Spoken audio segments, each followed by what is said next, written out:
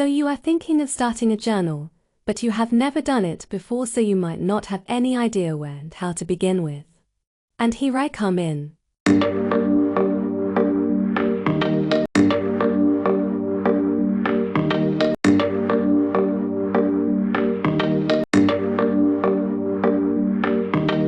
How to journal for beginners.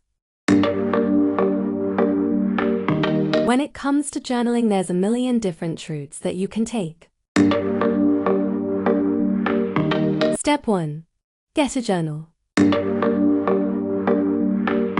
There are different size journals and tons of different types.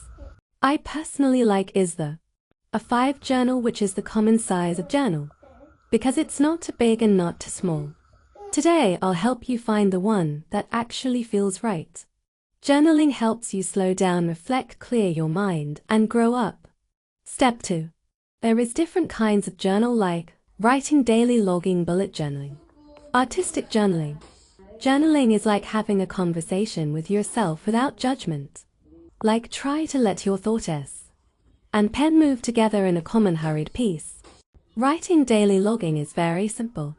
I used to write at night every day. Before going to bed, take a few minutes to write everything that happened at the day. How you felt, what stood out. Keep it simple, it's not necessary to write many. It's okay if you write sentence.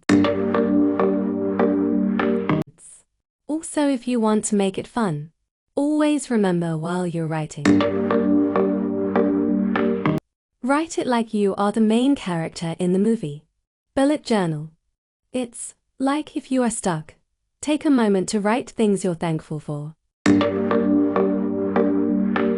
Big or small, it's like organizing your life. Keep it creative and flexible. It sounds simple, but it's actually powerful. It's like a calendar, habit tracker, to-do list. You can keep it minimalist or go for artsy with doodles. Step 3. Make a habit. It is obviously easier said than done. The key is consistency, not perfection. Start small and set a goal that's realistic for you.